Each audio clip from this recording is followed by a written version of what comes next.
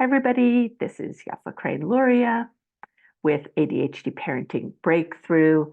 I help families when they're ready to stop trying to force solutions and ready to really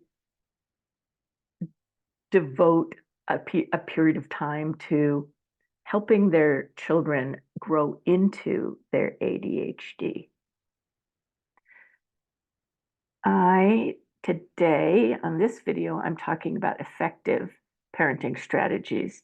I have another video about ineffective parenting strategies. Now I have some effective ones. And only some families will be able to take these and use them, and that's it. For most families, this is a beginning. So after you do these, after you hear about these, after I explain some of them, it's a good idea to reach out. And I'm right here. So reaching out to me is, I would love it. I have dedicated my life to helping families and ADHD children. And so it is a privilege, but it's also an honor for me to continue to do this work that is so important because having ADHD or being neurodivergent is often looked upon as being rebellious, defiant, weird, not fitting in, not destined for greatness. And that's just not true. And I can help families uncover all of the parenting greatness and their child's greatness, and teach you how to expand on that greatness so that your child has a very fulfilling life. Down below, I've put links for my website, my email, my e-zine, if you would like to subscribe. The e-zine subscribers get more information than those who are not subscribing to my e-zine, and they get little perks also. So it's a good idea to subscribe. And also, if you want to schedule a complimentary 28-minute exploratory call, you can also do that. I'll put the link down there. It's to see whether I have what you need. And if I don't, I will give you recommendations. I won't just push you away. That is not my style. I'm very easy to talk to. And I also know so much about this topic because I've been doing this since 1984. Yikes. So 40 years. It's amazing and wonderful. Okay, so this is effective strategies, and I'm going to touch on some of them. So one of them is when your child does something good or great, and even if it's something they're supposed to do, like take out the trash or do the dishes or say thank you, or well, maybe not say thank you, but put their clothes away, something that you ask them to do every single day. If they're doing it, say thank you, or I really appreciate that um, you do whatever this thing is, or I'm so proud of you for doing this, or I'm so grateful to you, or good job, or anything like that. It warms their hearts to be noticed for good things and to be appreciated for good things or great things. And so I encourage you to build your relationship with your child by noticing things and expressing your appreciation. Um, here's a really technical one. A lot of times we say, "Do you need help?" And then the answer is often no. So here are three things you can say instead of "Do you need help?" Um, you'll you'll see that "Do you need help?" is a yes or no question. It's There's only two answers, yes or no. But these three that I'm going to give you are or can encourage, especially if you use them regularly and accept when they say, no, I'm good or I'm fine. Um, so the first one is, how can I help? So how can I help means I want to help you. Um, you know, what do you want me to do? What would be best for you? And then usually, I mean, if they're joking around, they're joking around. But usually, eh, um, kids and teens will tell you how you can help. Um, you can you can follow up a question like that or any of these three questions with a sort of, okay, well, let me know if that changes. Meaning that they need your help, or I'm happy to help you anytime. Just let me know. It's just important for kids, especially with ADHD, because of the rejection by societies all around the world. Like, where is there a place in the world where it's okay, like a country, where it's okay to have ADHD, and you're applauded for it. That doesn't happen.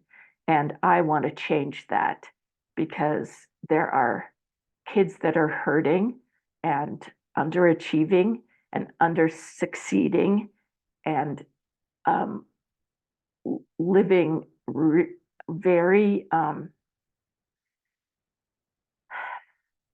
unsatisfying lives because they've heard more um, negative than positive. And I want that to change.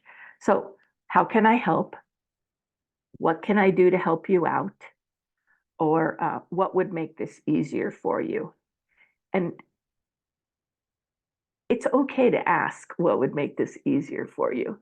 And it's okay to take their answers seriously if they're not joking. Um, People, but we're talking about kids, but people with ADHD in general have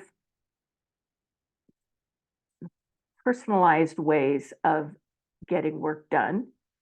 And often what trips them up, what is a roadblock, is asking somebody with ADHD to do a task or complete a task the way you would do it. That doesn't mean your way is bad at all. If your way works for you, then that's important. But that doesn't mean it'll work for your ADHD child or teen. And it's super important to focus on what does work and then reinforce that. Let's see.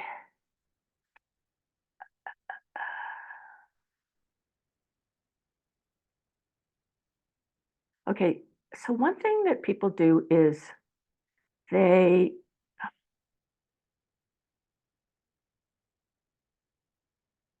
they focus on the child in the family that has ADHD, and then the other children feel um, ignored or pushed aside or whatever. And then the parent feels super guilty, and the intention is not to make anybody feel ignored or not important. So the person with ADHD in a family, when they're singled out, that isn't the best way to handle things. In the big heart, noisy brain model of parenting, the family is a unit. And though there may be one person with ADHD or one person that does things differently than all the rest of the people in the family, the whole family needs to come together to look at what each of them could do better. And then the parents are going to make the decisions about that with input from the kids. And not just the parents sort of coming up with their own thing and then doing that. It's really important to involve the family, because the method that I've created, this big heart, noisy brain, brings the family closer, and teaches executive function without teaching it. Like, it's not directed teaching, but all the techniques strengthen executive function. So singling out the one with ADHD doesn't really help anybody in the family. And then I would say, remember that those of us with ADHD may be late bloomers in some areas. It's usually not in every single area. We may be late bloomers, but we are not non-bloomers.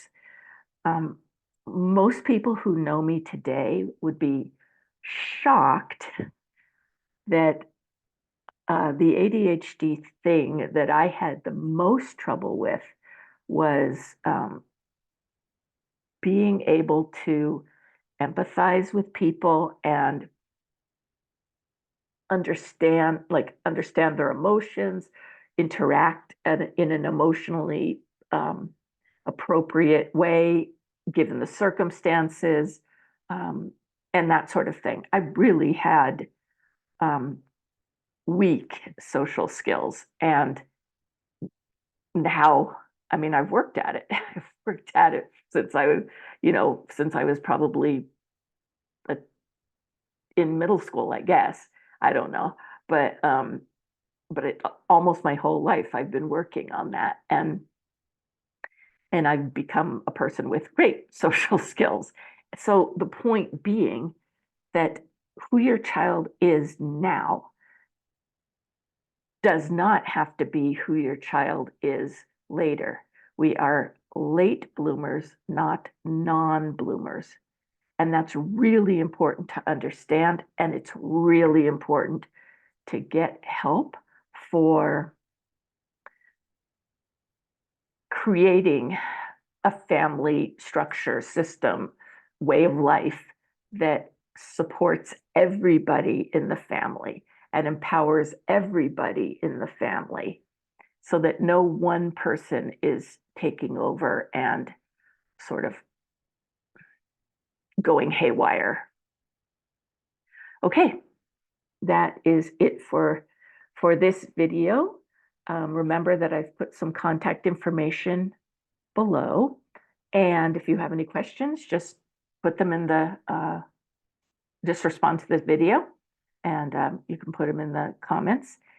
And I am happy to help at any point, and I do hope that you will reach out. People with ADHD need to be parented differently.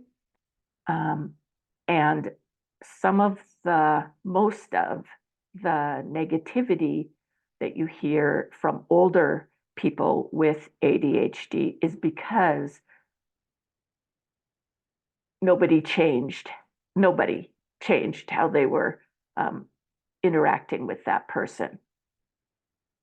And so that person has a very skewed and incorrect view of what ADHD is.